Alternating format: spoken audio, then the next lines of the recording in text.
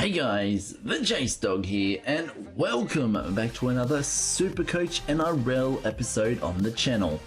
That's right guys, today is going to be our round 4 review and recap video.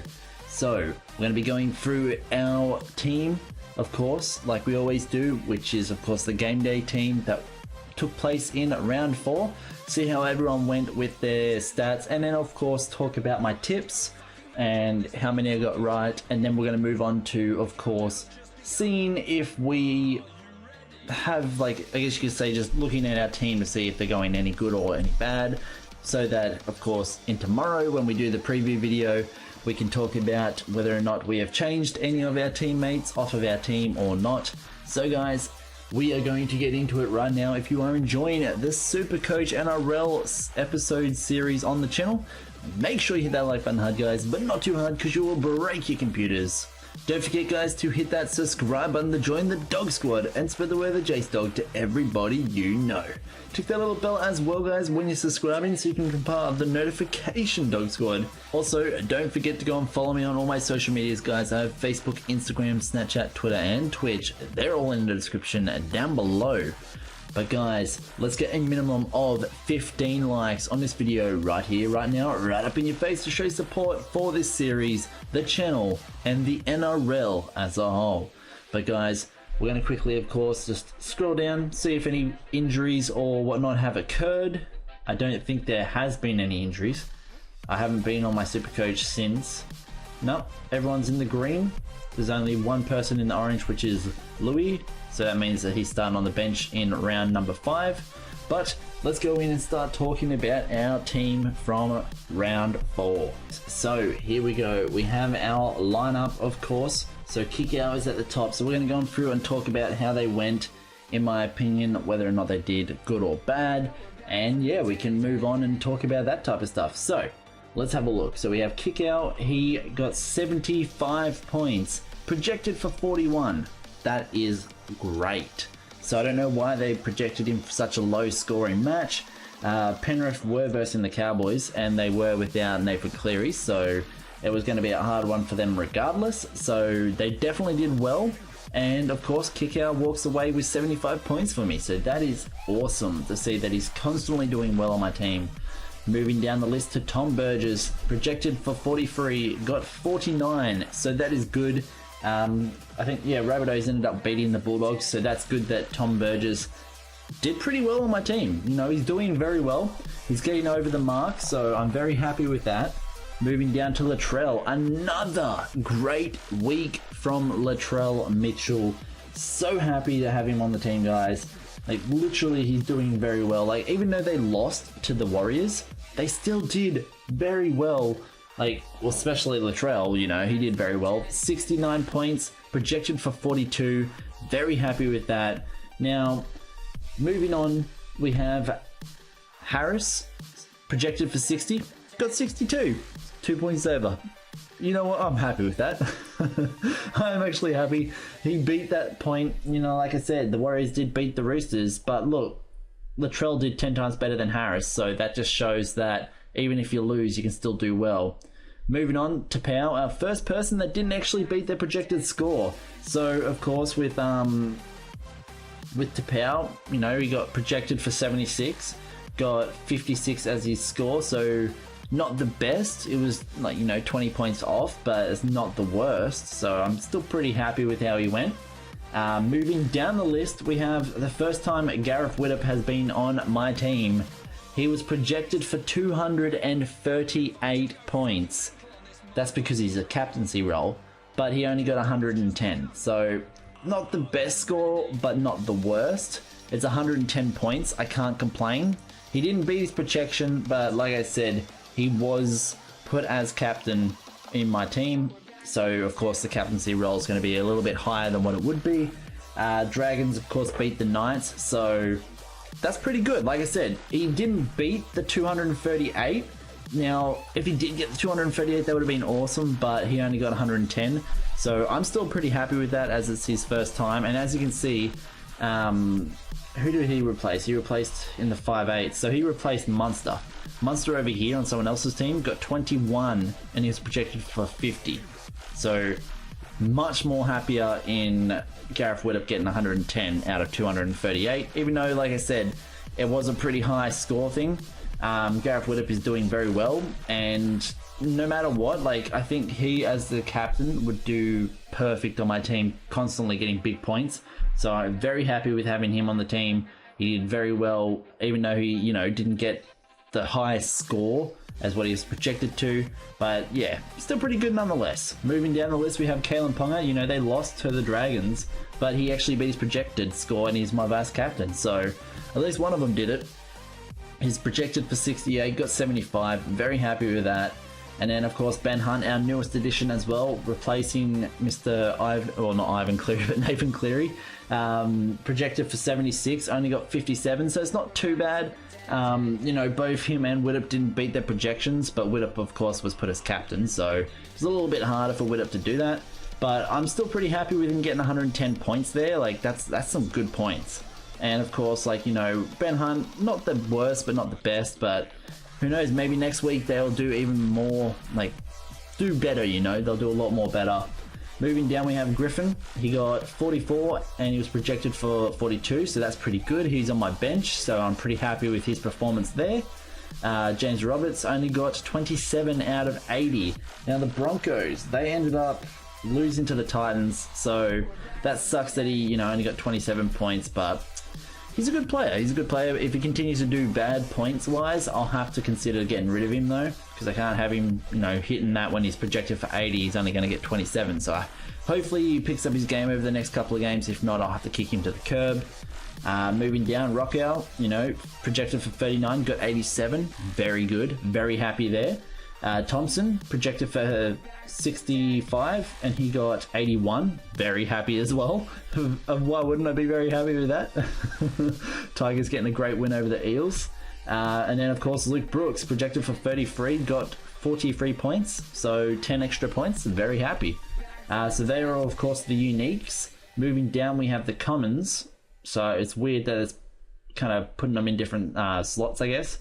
So we got Cook, projected for 62, only got 53. Not that bad. You know, he's a little bit short, but not too much by. Hiku, this is the first time he's ever been under the projected. Projected for 54, got 42. I'm not angry with him for that, you know, pretty well. Arrow, you know, even though the Titans won against the Broncos, so he did very well. So projected 46, got 68, pretty happy with that. And then Lodge, getting 1 extra point, projected for 53, got 54. You know what, he's in the positive, so I'm happy. Moving on to our bench / reserves. So we have Hampton, he got projected for 21 and he got 72. Very, very good. Now that's why I predicted when I was like, who am I going to get to replace Kahu? I don't know. And then I was like, oh, you know what, I'll give Ben Hampton a go, and look at that. He's had a couple of, you know, iffy weeks, but this week, you know, they lost to the Panthers and he came out and proved his worth by, you know, projected for 21 and got 72 points. So very happy there. O'Neill, projected for 36, 3 points short at 33, so not that bad. Bromwich again on 0. That's the second time in a row he's been on 0. What, is he not getting played at all? I'm going to have to probably replace him because I can't have him going out there and hitting zeros, guys. I don't even know if he actually played. I didn't check before this video, but I will be checking before the preview video because, of course, we'll be deciding if we can him or not. He'd probably be on the chopping block anyway if that's the case. Then we have Lou, who got projected for 39. Hit it straight on the head with 39 as well. So he didn't get any positive or negative, so that's all right. Louis, projected for 19, got 17. Not that bad, but not that good. I might have to consider getting rid of him eventually as well. Moving down the list, we have Nathan Ross. He's projected for 54, got 25, so not that bad from Ross. But not that good either because it's low. So they did lose, so it's, yeah, not the best. And then, of course, we have Copley. projected for 29, got 65. Very happy there. And of course, Benji Marshall, projected for 20 and got 40. So very happy with his performance right there. And of course, all up, we got 1,052. We were actually projected for 1,118. So we didn't meet our mark. We were a bit short, but to tell you the truth, that's actually not that bad. I'm happy with that. You know, first time having Ben Hunt and Garrett Widdop on the team. Of course, Widdop did have the captaincy, so that was making his points a little bit higher than what they should have been. But nonetheless, guys, I'm pretty happy with Widdop and Ben Hunt. They should, of course, you know, constantly get more and more points as they go on. But yeah, overall, very happy with the thing. We didn't beat our projected score for the round, but we came very, very close. Like I said, very close indeed. So now that we've went through our lineup of how they all went with their points and their projections and what they scored and whatnot, I'm pretty happy, to tell you the truth. I am actually pretty happy with everyone's performances. Of course, the one person I'm not is Bromwich, because we probably could have beaten that thing, if not came very close to our projected score, if he actually went and scored any points. As you can see, sitting there on 0. He's definitely looking like he's on the chopping block. So I'd say by tomorrow's preview video, guys, there won't be a Bromwich on my team anymore. I'm pretty sure there won't be a Bromwich on my team. Now, last week we also talked about in the preview video for round 4 that we weren't sure if we're going to keep Benji, but he did hit 40. So I'll give him another week and see if he can hit some more high scoring points, because that's what I want to keep him. If not, I'm going to go out and grab his younger brother. So that's what I'm looking at. But I'm thinking at the moment, moving into next week, Bromwich and Louis are the ones that are probably going to get canned. So if we can get some like good replacement for Bromwich and Louis, then we can have some good, you know, backups on the bench. So other than that, I'm happy with Arrow, Kickow, Harris, and Rockow, all in my second rowers. Very happy with Lodge, Burgess, Tarpow. Louis not that bad. He's not doing too bad, so he can stay there for a little bit more. But I think Louis and Bromwich are on their way out on my team, in my opinion. And Marshall, unless he can hit high scoring matches and get more and more points moving forward, he could be on the way out. As much as that hurts me, he could be on the way out of my team. So of course, going down, we're going to quickly just have a look at the, you know, most ins and outs. Of course, we'll look at these when we also do the preview for tomorrow. So Slade Griffin getting traded out a lot. Roberts, Ross, Hiku, and O'Neill. They're all getting kicked out. Hiku, I'm surprised Hiku's getting kicked out. He's not doing that bad though, so I don't know why. And look, he's pretty much like, I'd say in the next match, he's looking like he's going to be jumping up to what? Another 59k. So why get rid of him in a 13 for Slade Griffin? So if anything, you should be keeping those because they can pull some money in. But Ross, Roberts, and O'Neill, I can see why. But then again, O'Neill's got like +5, so maybe he's iffy depending on his performance. But by the looks of it, it's looking like you might lose about 49k with Ross and 49k or something with Roberts. So those two like are looking like maybe you should kick him out. I'm going to keep Roberts because, you know, I see potential in Roberts. Ross, I could consider getting rid of though, just because, you know. And of course, like, how much is Ross going for? He's going for about, yeah, so he's at what, 389,000 right now. By the looks of it, he's going to hit 313. So it'd be best to go out and like snag someone like Philip Semi from the Titans, just because, you know, he's getting those points and obviously he's getting traded in a lot. Same with Maloney, Fisher Harris, Raymond Marina, and George Jennings, all doing pretty well. Of course, George Jennings not going up or down, so I don't know, like, if I was to trade out Nathan Ross for a different player, I'd probably pull in Semi. But other than that, I'm not sure if I want to get rid of any of my centers and whatnot in this next round. Like, at the moment, I'm definitely going to get rid of Bromwich moving into the next video, guys, and he will be gone. I can guarantee that. He will be gone in the next video tomorrow, which is, of course, round 5's preview. And then, of course, it's either going to be Louis or Ross that will get kicked because I have 2 trades, I believe, for this round. So I do want to get like a solid team. As you can see, we've got like 52,000 in our salary, and then we've got like our team values went up. We were at the 9 mil and now we're in the 10 mil. Like my value is going up on my team, so that's good. With Widdop and Hunt coming in, doing very well on the team, I'm pretty happy with them. Like, see, so it was what, like, he didn't beat his overall from that round. Like, so like, I don't know, average points he's getting about 99.5, and points from the last game was 55. But of course, with the captaincy thing, he got like 100 and something. So not too bad. I'm still pretty happy with the team, but let's go through the games right now, guys, of what happened in round 4. We had the Cowboys versus the Panthers, and the Panthers ended up winning 33-14. I tipped the Cowboys in that match because I wasn't 100% sure with Nathan Cleary being out, but the Panthers proved me wrong. And when they were playing, I knew I should have stuck with the Panthers, as Panthers are up in my top picks to win this year, guys. Like, yes, they are out of like Cleary and whatnot now, but like Panthers, Warriors, and Dragons doing so well this year, and of course Tigers as well. But like those 3 teams, Tigers, I guess you could say, are kind of getting up there. Like, even though they're my team and I support them a lot, the picks that I'm choosing for like team to win the premiership is more leaning towards like Dragons and Warriors right now. But Panthers are pretty close up there, and I'm pretty backing the Panthers. Like, I like how they have Kikau, and Cleary, when he comes back, he's hopefully going to carve it up. Maloney's stepping it up finally. But yeah, it was a good game, and I got proven wrong, and I didn't get that tip right.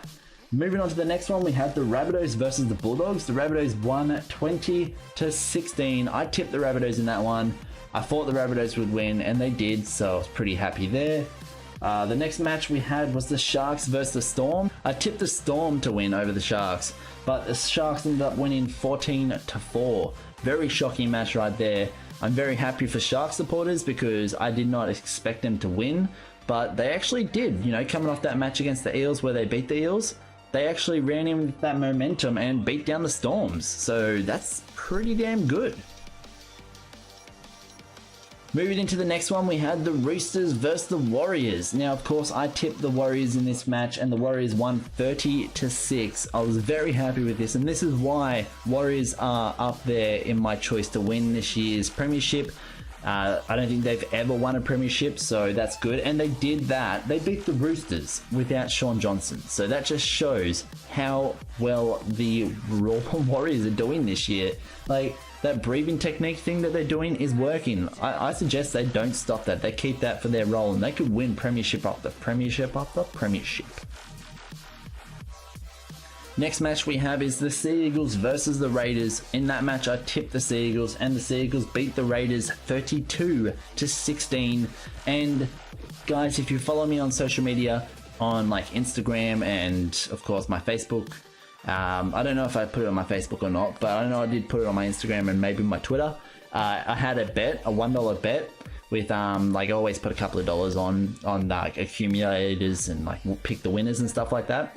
And one of my ones was coming back with like $3,500 and something dollars. And the team that screwed that for me was the Raiders. So that sucked. I had the Raiders on that one. I don't know why. I just thought the Raiders could do it. And I had like Sea Eagles on other ones. And yeah, Raiders screwed me. And yeah, I still got my tip right. But like in my normal, like I guess you could say in my comp that I'm in, I got that tip right, but I got the bet wrong. So that knocked my $3,000 bet out of the thing. So it's okay though. But 32-16, Sea Eagles won. Very good.